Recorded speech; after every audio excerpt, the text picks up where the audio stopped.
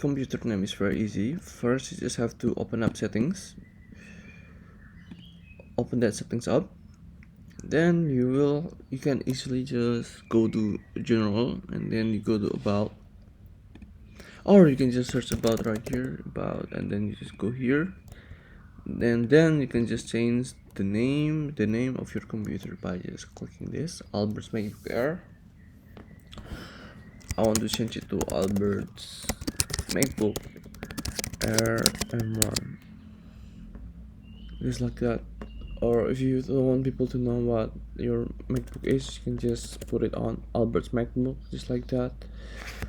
MacBook, that makes it much more better. So there you go. This is how you're able to change your computer name, just going to into setting, and then just opening up about, from general to about, and then you can change your computer name.